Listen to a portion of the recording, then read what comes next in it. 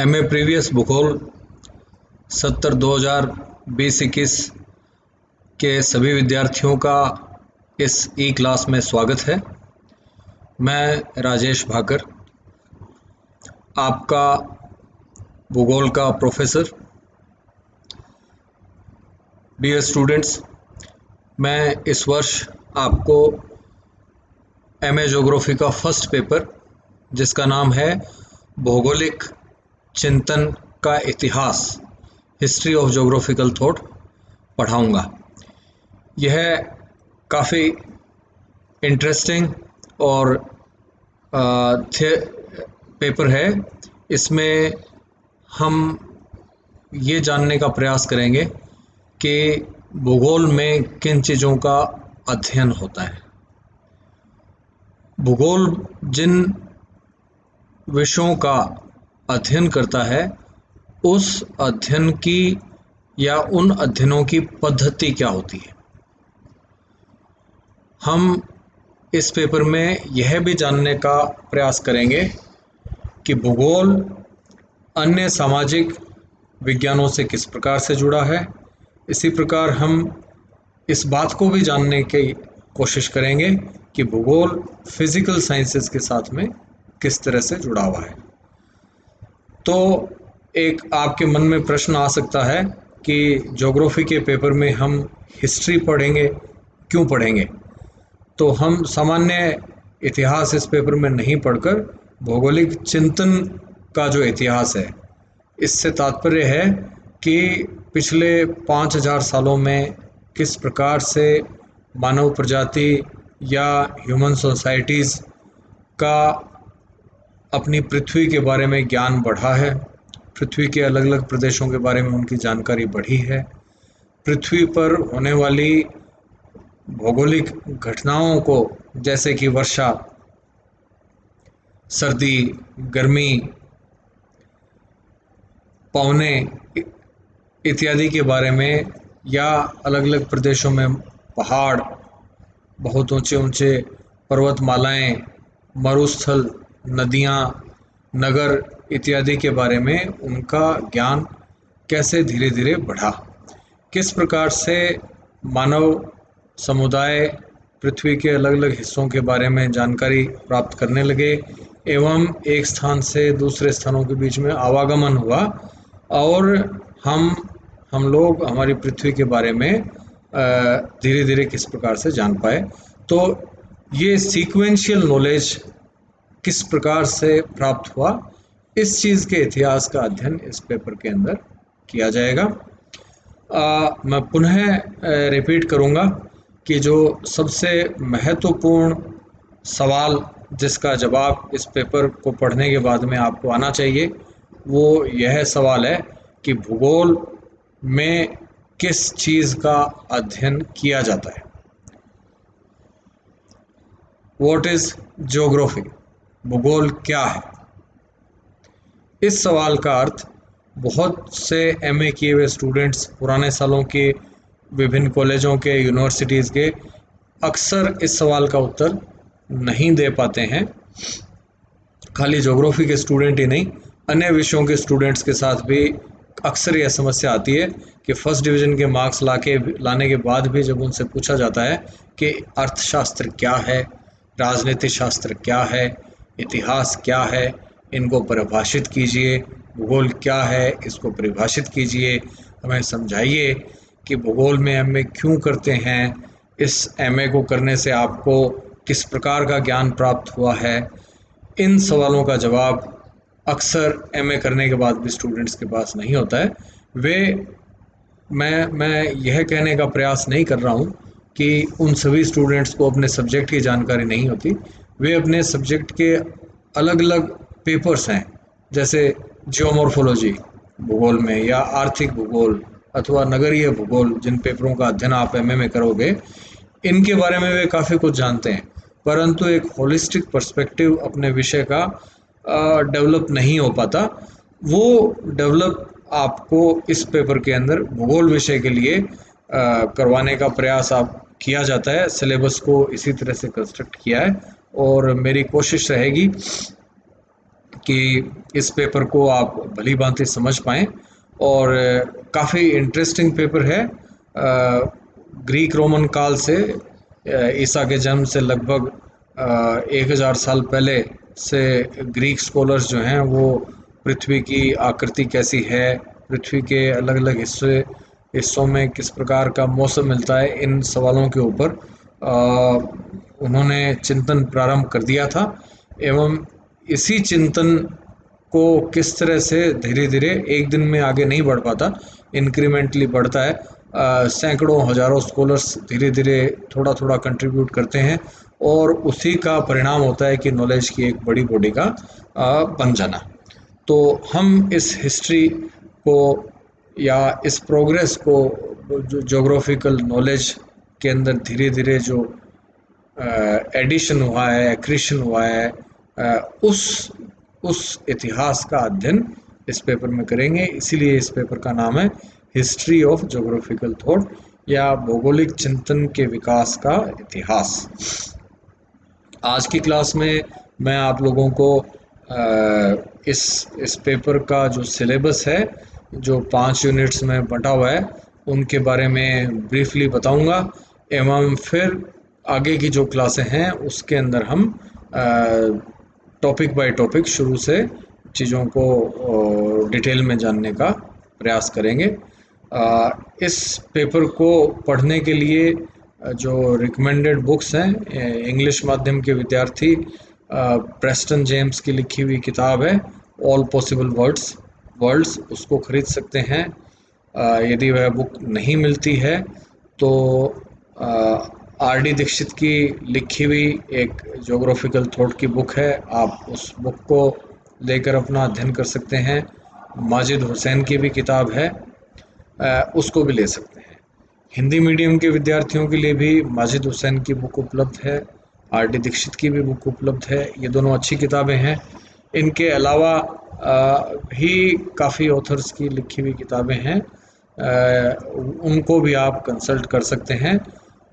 परंतु मेरा सुझाव ये रहेगा कि आपकी इस पेपर की अंडरस्टैंडिंग डेवलप करने के लिए क्लास लेक्चर्स सबसे ज़्यादा महत्वपूर्ण हैं।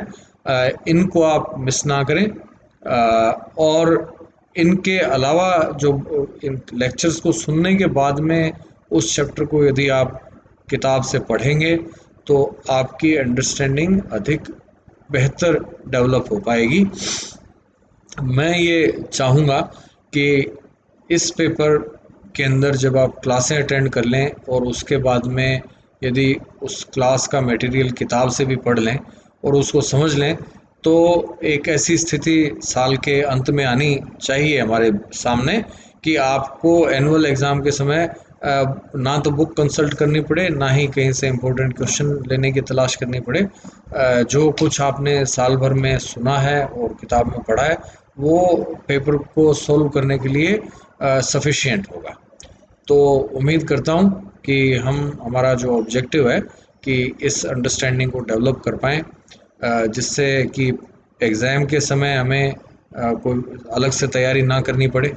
आपके एमए करने के बाद में कोई आपसे पूछे कि व्हाट इज़ ज्योग्राफी या भूगोल क्या है, तो आप कॉन्फिडेंस के साथ उसका एक गूढ़ गहन अध्ययन किया हुआ जवाब दे सकें।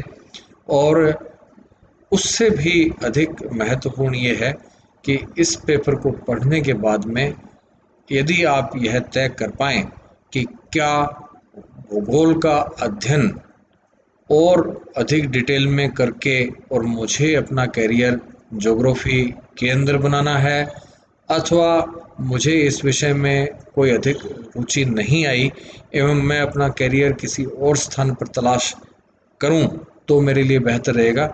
ये डिसीजन भी लेने में ये पेपर आपकी सहायता करेगा।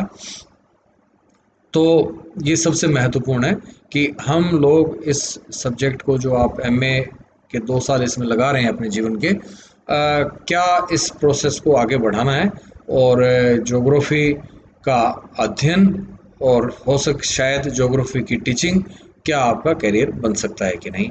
तो इन सब चीज़ों को हम इस पेपर में जानने की कोशिश करेंगे।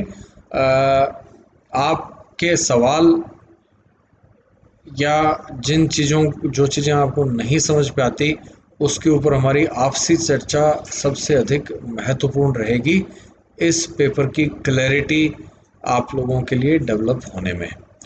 तो मैं उम्मीद करता हूँ कि आप सब लोगों को जो मैं पढ़ाऊँगा वो समझ में आएगा, और यदि कहीं आपको ना आए तो आप अपने सवाल बेहिचक मुझसे पूछ सकते हैं। हमारे व्हाट्सएप ग्रुप में अपनी क्वेरीज लिख सकते हैं, और यदि आप ऐसा करेंगे तो वो मेरे लिए काफ़ी लाभदायक रहेगा, क्योंकि उससे मुझे फीडबैक मिलेगा कि मैं अपने लेक्चर्स आप लोगों तक अपने विचारों को पहुंचा पाने में यदि मैं कामयाब नहीं हूं, तो मैं रीथिंक करूंगा, रिफॉर्मुलेट करूंगा, और आपकी अंडरस्टैंडिंग को एनरिच करने का प्रयास करूंगा। तो इसी उम्मीद के साथ कि हम लोगों में आपस में इस पेपर के दौरान काफ़ी बार फ्रूटफुल डिस्कशन होंगे, और ये एक ऐसी जर्नी होगी जिसमें कि मैं आपको गाइड तो करूँगा, पर उम्मीद करता हूँ कि काफ़ी कुछ आप लोगों से सीख भी पाऊँगा। तो इसी के साथ हम आज की क्लास में का जो हमारा ऑब्जेक्टिव है कि जो सिलेबस है उसके अलग अलग हिस्सों पर एक सरसरी निगाह डाल ली जाए, तो उसे हम प्रारंभ करते हैं। फर्स्ट यूनिट जो आपके सिलेबस में है वो काफ़ी कॉम्प्रिहेंसिव है। डेफिनेशन ऑफ ज्योग्राफी यानी भूगोल की परिभाषा, कई अलग अलग विद्वानों द्वारा अलग अलग परिभाषाएं दी जाती हैं। हम कुछ महत्वपूर्ण परिभाषाओं पर अपना ध्यान केंद्रित करेंगे, और किस तरह से वो परिभाषाएं भूगोल को अलग अलग तरीके से परिभाषित अलग अलग विद्वानों ने करने का प्रयास किया है, एवं उनमें भिन्नता क्या है, इसको जानने की कोशिश करेंगे। दूसरा टॉपिक है nature and scope of geography. तो नेचर से तो तात्पर्य है कि भूगोल किस तरह का विषय है, इसकी प्रकृति क्या है, यानी किन चीज़ों के अध्ययन को भूगोलवेत्ता करते हैं। स्कोप ऑफ ज्योग्राफी से तात्पर्य है कि भौगोलिक अध्ययनों को आप कहाँ तक ले जा सकते हैं, या भूगोल की स्कोप क्या है, किन किन चीज़ों को भूगोल में पढ़ना है या किन चीज़ों को नहीं पढ़ना, ये जानना है। तो ये कुछ बेसिक कॉन्सेप्ट्स हैं ज्योग्राफी के। शुरू में नेचर ऑफ ज्योग्राफी या स्कोप ऑफ ज्योग्राफी वाला जो टॉपिक है वो स्टूडेंट्स को कंफ्यूज करता है, मगर मैं प्रयास करूंगा कि आप लोग इस को लेकर कंफ्यूज नहीं रहें। नेचर ऑफ ज्योग्राफी नाम से एक बहुत महत्वपूर्ण 20वीं शताब्दी के भूगोलवेत्ता रहे हैं। 20वीं शताब्दी के पूर्वार्ध के रिचर्ड हार्टशॉन अमेरिकन भूगोलवेत्ता, उन्होंने एक बहुत बड़ी किताब लिखी है, मेरे ख्याल से 500 पेज से अधिक पेजों की, और वो बहुत महत्वपूर्ण बुक मानी जाती है भूगोल के अंदर। तो नेचर ऑफ ज्योग्राफी के ऊपर एक पूरी किताब उन्होंने लिखी थी, और उस किताब से बहुत से ऐसे डिस्कशन शुरू हुए कि उनको लगभग 10 साल बाद इसी टॉपिक पे एक और किताब लिखनी पड़ी जिसका नाम था perspectives on nature of geography. यानी उनकी लिखी हुई किताब के ऊपर जो लोगों के अन्य भूगोलवेत्ताओं के रिएक्शंस आए थे, कहीं पर ऑब्जेक्शंस थे, कहीं पे क्वेरीज थी, कहीं पे कुछ सुझाव थे, तो उन सब पर उन्होंने पुनः एक किताब लिखी। तो इसलिए ये एक इम्पोर्टेंट टॉपिक है, और हम कोशिश करेंगे कि ये आपके लिए बहुत आसान बन जाए। थर्ड टॉपिक जो यूनिट 1 के अंदर है वो है post war trends. So post war trends से क्या तात्पर्य है? 20वीं शताब्दी में 2 विश्व युद्ध हुए हैं। तो पहला विश्व युद्ध तो दूसरे दशक में हुआ था 20वीं शताब्दी के। तो एक सवाल तो ये है कि फर्स्ट वर्ल्ड वॉर के बाद में भूगोल के चिंतन में या भौगोलिक अध्ययनों में किस तरह के रुझान आए। दूसरा वर्ल्ड वॉर जो है वो 1940s के दशक में या 1939 से वॉर शुरू हुआ, तो सेकेंड वर्ल्ड वॉर जो बहुत भीषण था, तो इस वर्ल्ड वॉर के बाद में भौगोलिक चिंतन में या भूगोल की स्टडी में किस तरह के रुझान आए। तो ये दो पीरियड्स हो सकते हैं अलग अलग। उन रुझानों का हम अध्ययन करेंगे। मैं बताना चाहूँगा आपको यहाँ कि कोई भी सब्जेक्ट हमेशा के लिए स्टैटिक नहीं होता कि एक ही तरह की चीज़ों का उनमें अध्ययन होता रहे। टेक्स्ट बुक्स में हो सकता है, स्कूल की टेक्स्ट बुक्स में, कॉलेज में भी एक बेसिक कोर होता है सिलेबस का, परंतु किसी सब्जेक्ट के अंदर शोध कार्य भी होते हैं, एवं ये जो ट्रेंड्स हैं इनका काफ़ी कुछ संबंध शोध कार्यों या सब्जेक्ट के जो किसी भी विषय के जो सब्जेक्ट्स होते हैं उसके अंदर, जैसे अर्बन ज्योग्राफी या सेटलमेंट ज्योग्राफी, पॉपुलेशन ज्योग्राफी, या हम बोलें इकोनॉमिक ज्योग्राफी, अथवा हम बोलें राजनीतिक भूगोल। तो कौन से ऐसे टॉपिक्स हैं जिसको अलग अलग समय में स्कॉलर्स और स्टूडेंट्स अधिक प्रेफर करते हैं उनका अध्ययन करना, या उन कौन से ऐसे एरियाज़ हैं आपके सब्जेक्ट से जुड़े हुए जो कि जॉब मार्केट के दृष्टिकोण से अधिक महत्वपूर्ण है। ये चीज़ें ट्रेंड्स को सेट करने में काफ़ी बड़ा रोल प्ले करती हैं। तो ट्रेंड्स को हम देखेंगे। इसके बाद में है अगला टॉपिक इंटरडिसिप्लिनरी ट्रेंड्स। ये जुड़ा हुआ है पिछले टॉपिक से, पर थोड़ा सा भिन्न इस तरह से है कि इंटरडिसिप्लिनरी से तात्पर्य है कि भूगोल का अन्य विषयों के साथ किस तरह का संबंध रहा।